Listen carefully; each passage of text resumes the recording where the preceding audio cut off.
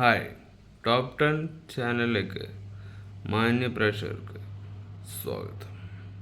ഞാനൊരു പേഴ്സണൽ ടോപ്പിക്കുമായി വന്നതാണ്. അതായത് ഇത് ഹ്യൂമൻ ബീങ് എന്ന വ്യക്തികൾക്ക് അവർക്ക് മനസ്സിലാക്കേണ്ട ഒരു കാര്യമാണ്. ക്വാളിറ്റി, പേഴ്സണൽ ക്വാളിറ്റി എന്ന് പറയുന്നത് മനുഷ്യൻ്റെ വിശ്വാസത്തെ അവനെ വിശ്വസിക്കുക എന്ന മട്ടിലാണ് നമ്മളൊരു പ്രൊഫഷണലിനെ തേടുന്നത്. പ്രൊഫഷണൽ കാര്യമാണിത്. കാരണം നമ്മുടെ നിത്യേന ജീവിതത്തിൽ നമുക്കെല്ലാം പ്രൊഫഷനില്ലാതെ ഒരു നിത്യേന ജീവിതങ്ങൾ മുന്നോട്ട് കൊണ്ടുപോകാൻ പറ്റില്ല. പക്ഷേ ഒരു നിസ്സാരമായ കാര്യത്തിൽ തൻ്റെ ജോലിയെ ഉപേക്ഷിക്കേണ്ടി വരുന്ന, അതായത് ഞങ്ങളെ തള്ളിക്കളഞ്ഞുകൊണ്ട് എക്സ്പീരിയൻസിലുള്ളവരെ മാത്രം കയറ്റിക്കൊണ്ടുള്ള ഈ മുതലാളിത്തം ചൂഷണം ചെയ്യുന്ന, തൊഴിലാളികളെ ഒരു മര്യാദ കാണിക്കാതെ, വരും തലമുറകളെ ഒട്ടും വായിക്കാതെ, ജോലികളെ മൊത്തം തള്ളിപ്പറയുന്ന ഒരു തൊഴിൽ ദാരിദ്ര്യം ഈ കേരളത്തിലും മാത്രമുണ്ടാകുന്ന ഒരു പ്രശ്നമാണ്. മറ്റ് രാജ്യങ്ങളിലില്ലാത്ത ഈ എക്സ്പീരിയൻസ് എന്നൊരു ക്വാളിറ്റി മാത്രം വെച്ചുകൊണ്ട്, എക്സ്പീരിയൻസ് മാത്രം ഉള്ളവരെ മാത്രം ഒരു ജോബിന് തിരഞ്ഞെടുത്തുകൊണ്ട് അവർ മറ്റുള്ളവൻ്റെ ലൈഫിനെ തച്ചുടിക്കാൻ വേണ്ടി ആ കമ്പനി കൊണ്ടുപോകുമ്പോഴും അവനവൻ്റെ നിലപാടുകളും അവനവൻ്റെ ജെനുവിനിറ്റിയും മറന്നുകൊണ്ട് ഒരു സാധാരണക്കാരൻ്റെ ജെനുവിനിറ്റിയെ, ക്വാളിറ്റിയെ അവൻ പരിഹസിക്കുന്നു എന്നാണ്. അതായത് എനിക്കുള്ള ഒരു അനുഭവമാണ്. കാരണം ഞാനും ഒരു പ്രൊഫഷണൽ തേടുന്ന വ്യക്തി തന്നെയാണ്. ഞാനും ഒരു വർക്ക് ചെയ്യാനുള്ള, എൻ്റെ നിത്യേന ലൈഫിൽ മുന്നോട്ട് പോകാൻ വർക്ക് ആവശ്യമാണ്.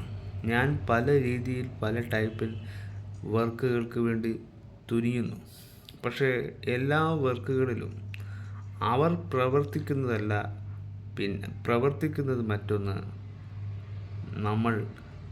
നമ്മളോട് ചെയ്യുന്നത് മറ്റൊന്ന്. അതായത് ഒരു റെസ്പെക്റ്റ് ഇല്ലാത്ത സംസാരം. അതായത് അവർക്ക് വേണ്ടവരെ മാത്രം അവർ നിയോഗിക്കുക, അല്ലാത്തവരെ അവരുടെ ഉദ്ദേശത്താൽ ഗെറ്റ് ഔട്ട് അടിക്കുക. അതായത് ഒരു പരിഹസിച്ച് പുറത്താക്കുക എന്നതാണ് അതിൻ്റെ ആവശ്യം. അതാണ് പറയുന്നത് ജെനുവിനിറ്റി എന്നത് പ്രൊഫഷണലിൽ കാണുന്നില്ല എന്നത്. നമ്മൾ എല്ലാ കാര്യത്തിനും നെഗറ്റീവ് അടിക്കുമ്പോൾ നിലപാടുകളുള്ള ഒരു കാര്യത്തിനെങ്കിലും നമ്മൾ അഭിപ്രായം പറയണ്ടേ?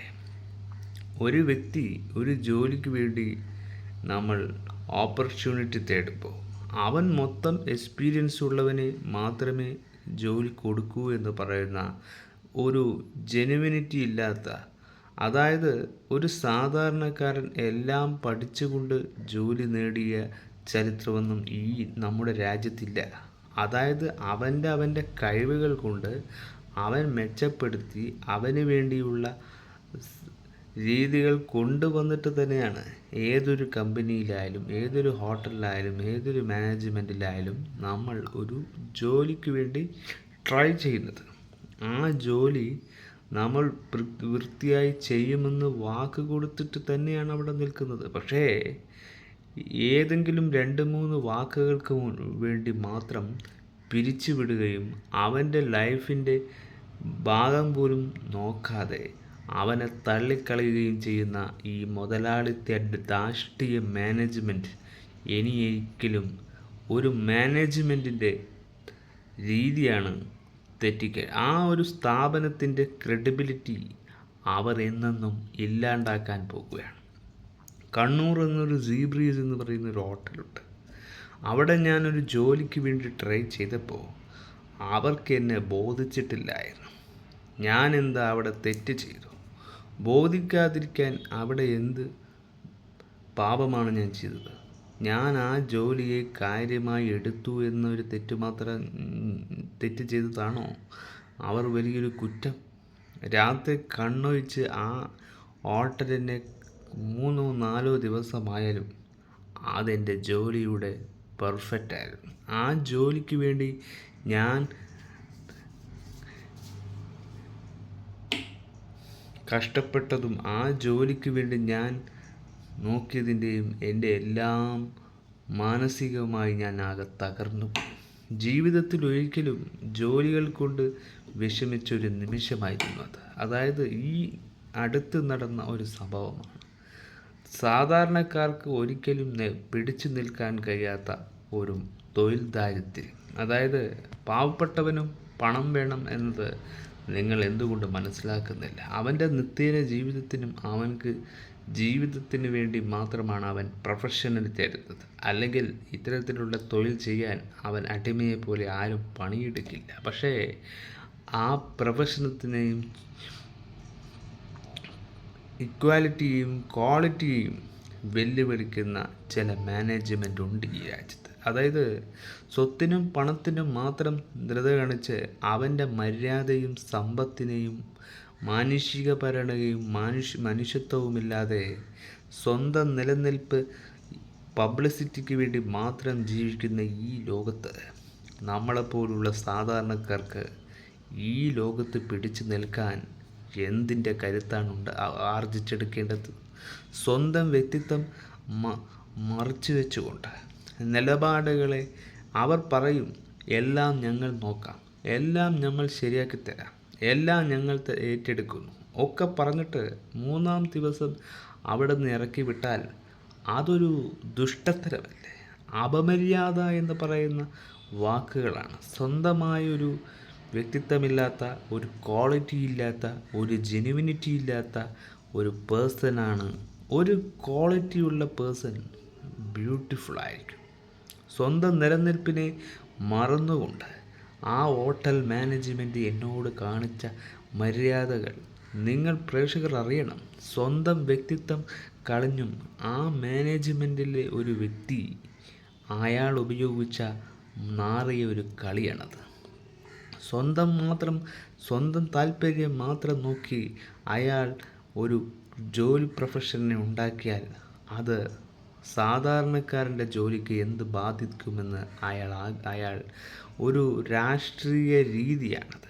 അതായത് സ്വന്തം ഹോട്ടൽ നിലനിൽക്കുമ്പോഴും അവിടെ എക്സ്പീരിയൻസ് ഉള്ളവരെ മാത്രം നിലനിർത്തും എന്നല്ല, എക്സ്പീരിയൻസ് ചെയ്യാൻ ആഗ്രഹിക്കുന്നവർക്കും ഒരു ഓപ്ഷൻ കൊടുക്കണം, ചാൻസ് കൊടുക്കണമെന്നാണ് നിങ്ങളുടെ മര്യാദ.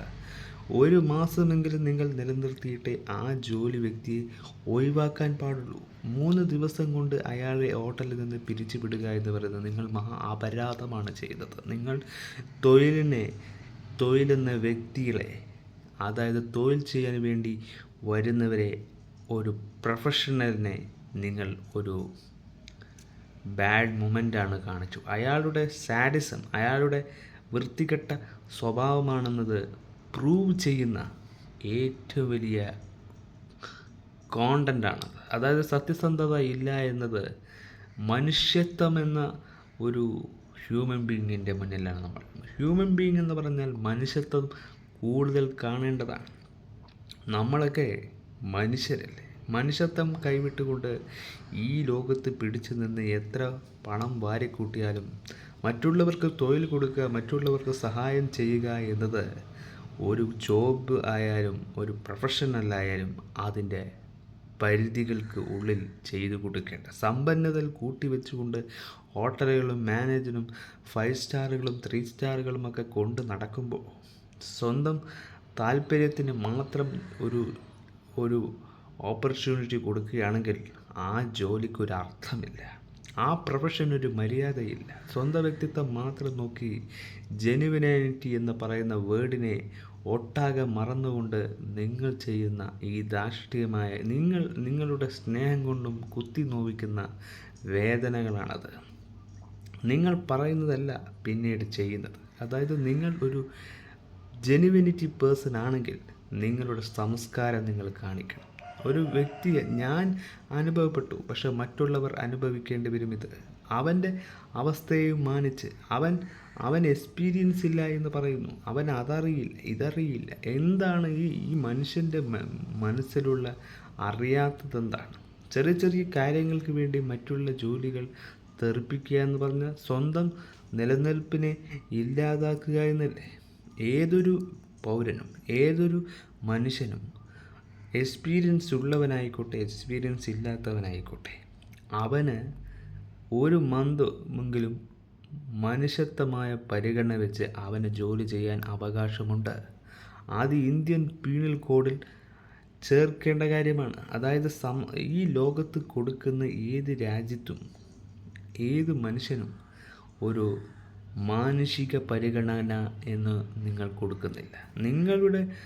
നിങ്ങളുടെ സൗകര്യത്തിനൊരു ജോലി ഓപ്പർച്യൂണിറ്റി വെക്കുക, ഒരു ഇൻ്റർവ്യൂ വെക്കുക. പക്ഷേ ആ ഇൻ്റർവ്യൂവിൽ നിന്ന് അവൻ്റെ കാര്യപ്പെട്ടതെല്ലാം അവൻ കൊടുത്തിട്ട് തന്നെയാണ് നിങ്ങളുടെ ജോലിയിൽ കയറുന്നത്. പക്ഷേ നിങ്ങളുടെ നിലവാരം മറയുന്നു. അവൻ്റെ സത്യസന്ധത മുഴുവനും അവിടെ ഇട്ടിട്ടായിരിക്കാം അവൻ പുറത്തിറങ്ങുന്നത്. പക്ഷേ അവൻ്റെ നിലപാടുകളെയും അവൻ്റെ മനുഷ്യത്വത്തെയും കുറിച്ച് നിങ്ങളൊന്നും ഓർത്തതുപോലുമില്ല. സമൂഹ മനഃശാസ്ത്രയ്ക്ക് ഒട്ടും ഡൈജസ്റ്റ് ചെയ്യാത്ത ഒരു കാര്യമാണ്. സ്വന്തം പ്രൊഫഷണൽ ഉപേക്ഷിച്ച് പോയി തിരിച്ചു വരുമ്പോൾ അവൻ്റെ മാനസികാവസ്ഥ, അവനെപ്പോലുള്ള വ്യക്തിക്ക്, അവനെപ്പോലുള്ള ഈ സീബ്രീസ് എന്ന് പറയുന്ന ഹോട്ടൽ മാനേജ്മെൻറ്റിന് സ്വന്തം കാര്യമാണ് വരുന്നത്. ജോബുകൾ അന്വേഷിച്ച് വരുന്ന ഓപ്പർച്യൂണിറ്റി തേടി വരുന്ന വ്യക്തികളെ പരിഹസിക്കുക എന്ന ഒരു കർത്തവ്യമാണ് ചെയ്യുന്നത്.